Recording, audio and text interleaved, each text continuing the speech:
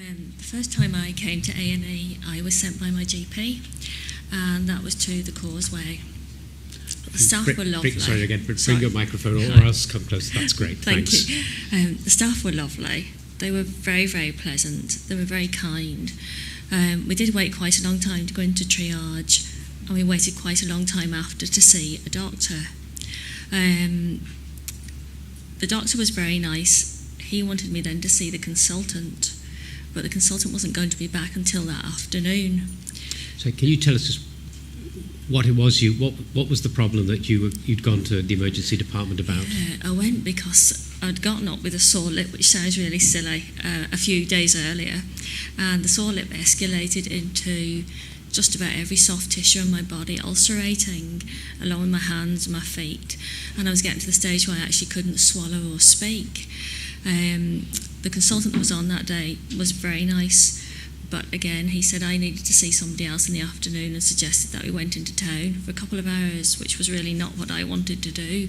At that point I would quite happily have lay on the floor, but that was the option.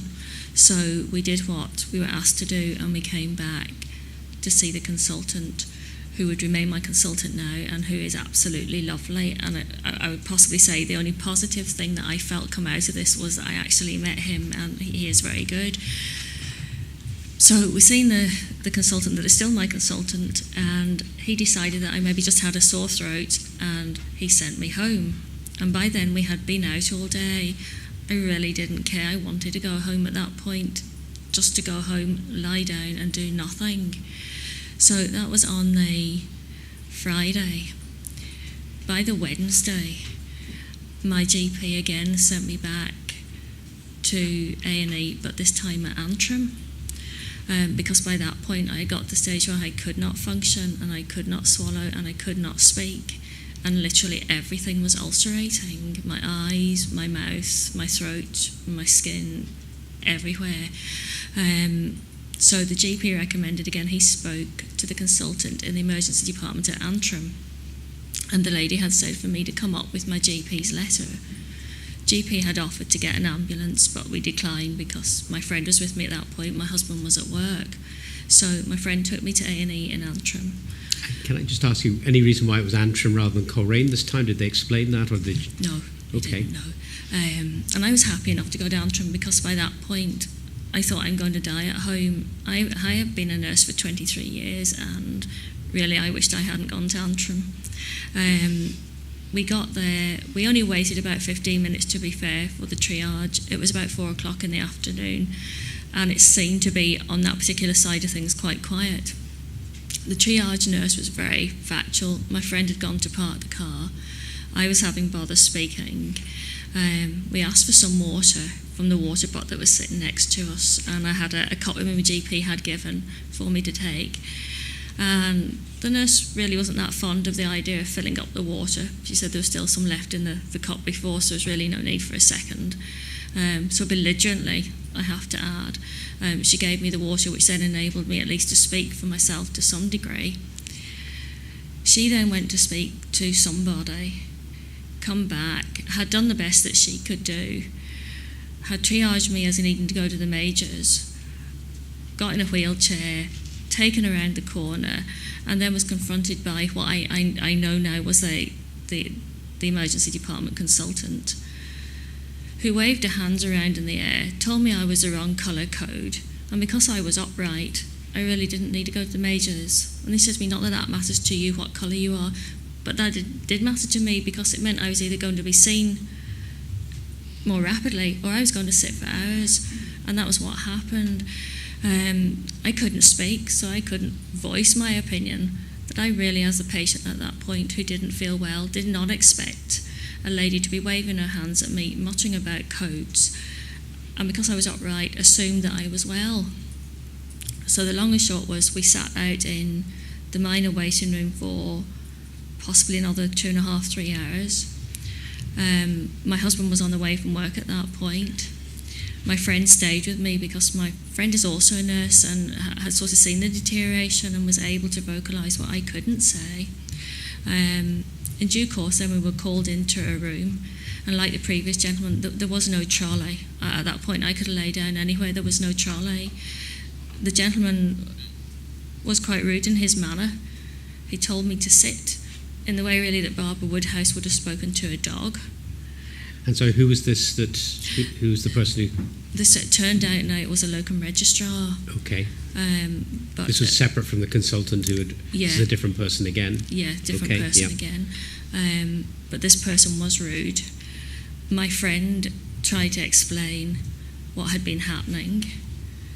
He looked at little bits of me. He went out of the room and we never seen him again. So we didn't know what was happening. The nurse come in eventually now. She took blood, gave some IV medication, and she went away too. A couple of minutes later they come back and asked us if we would sit back in the place we had been sitting in the first instance. My husband had also arrived at that point. There was no communication. I didn't know whether I was being kept in, whether I was being sent home, whether I was just going to die where I was sitting, because that's what I felt was going to happen at that point. Getting short of breath. Nobody, like the previous, nobody was actually bothered. Several people walked by. Nobody bothers. You're given IV medication. You don't know what you're being given. There's nobody to monitor the effect of it, because you're left sitting with a lot of other people who possibly also had medication, and nobody observes you.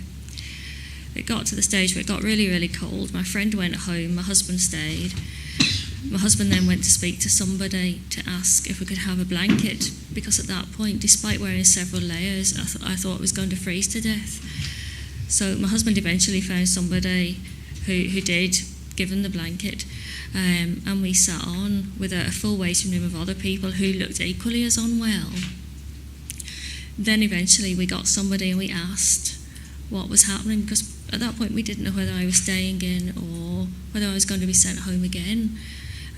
But at this time now was around about 8 o'clock at night, and the nurse said no, I was definitely going to stay in, and I was very glad of that, because I wanted to get help, and I knew if I didn't get it I was not going to survive. Mm-hmm. But sitting in the waiting room with many other people nearly falling off their chairs, people being sick like the previous gentleman, many people walked by in uniforms, not one come near any one of us, and by then it was fully packed. There was standing room only. You're not offered, for those who could eat, nothing. For those like me who just needed to drink, nothing. There's no communication. There was absolutely no compassion to any one of us, and there certainly wasn't any kindness. And I was quite horrified by the fact that my colleagues felt that this was appropriate, from the consultant downwards really.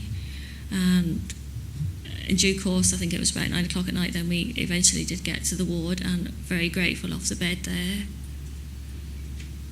Okay, and then just what the final outcome, how long were you in hospital then? Yeah, in hospital, 10 days in Antrim, and just a day at the Royal. And like the other gentleman, I would have to say I would be terrified of ever having to go near A&E again, and would do everything not to. And what I have will come back again, and it will come back probably with the same severity. But this time I perhaps wouldn't be so slow to act, because at least I would know what was happening to me, and certainly A&E would not be a place that I would be in any hurry to return to. And then finally from me, and then I'll ask my colleagues, ask you the same question essentially that I'd asked earlier. Again, assume for a second I'm the powers that be and was the person who could make things happen. What would have made a difference to your experience, and what would you be saying to me hypothetically about what you think would have made your experience, which is a difficult one, different but at least easier to have borne? I think if people communicate with you, if you know what's happening to you, then at least you can settle yourself. And I think that reduces anxiety as well. Mm-hmm. Definitely for me, compassion, there wasn't any. And unfortunately that bit was it really what I found was indicative of what was going to happen on the ward too. It was no different an experience to A&E. But A&E, I thought that there might have been some degree of compassion, because people, again, they're coming in, you're worried, you're not used being sick. We're not there every day of the week. We've been there twice in a lifetime. And a little bit of compassion goes an awful long way. Should it be a kind word, a little joke, something, just some form of communication and compassion. And I think probably the other thing that I felt was maybe lacking or maybe didn't come through was that there didn't seem to be any knowledge. You know, we're happy to give you these drugs intravenously, we're happy to give you other drugs, but if you do have a reaction to them, who's going to help you? Nobody, because you're sitting in a waiting room full of other people, many of them on their own, many of them disabled, many of them too young, many of them not used in a hospital situation, and who's going to help you? Okay. Marion, do you want to ask? Thanks, Jackie.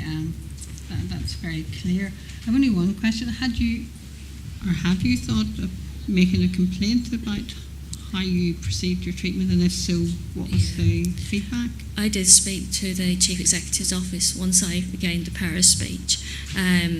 Once I got home for a few days and spoke to them, and they very kindly then sent out a team of nurses from the hospital to the house to speak to my husband and I at great length to try to work out what we were going to do, because my issues, whilst I felt A&E was per the ward, unfortunately, that I was on at that particular time was nearly worse.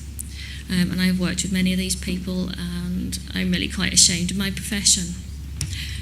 But I forgot the question now. Gone. No. So the three ladies come out. They then asked me sort of what I would hope to happen and what I felt that I needed to do for me, because this was like a train crash running through my head at sort of every morning between the hours of 1 a.m. and 3 a.m. was how I had been treated and how I had seen other people treated, and many of them didn't have a voice.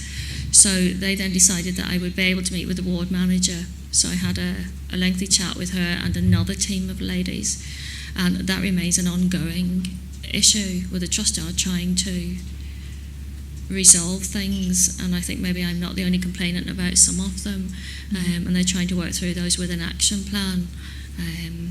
So that's really where we stand at the minute, but I just think it was quite a horrific experience, and if you have no voice, from what I have seen in both A&E and in the hospital, nobody's going to stand up for you, speak for you, or act for you.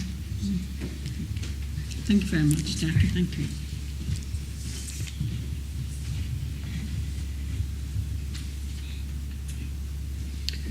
Paul, do you have anything you would like to ask? No, thank you very much, Jackie. And I'm struck by that phrase you used, communication and compassion. It's a very neat way of capturing what you're seeking to highlight. So thank you very much indeed. Thank you. Thank you. Jackie, thank you. That's been very eloquent and very powerful testimony, and very, very useful to our inquiry. It's really important we take evidence from across the piece, from those who provide the services and plan them, right through to those who receive them. So thank you very much for giving up your time this afternoon. It's been very helpful. Thank you.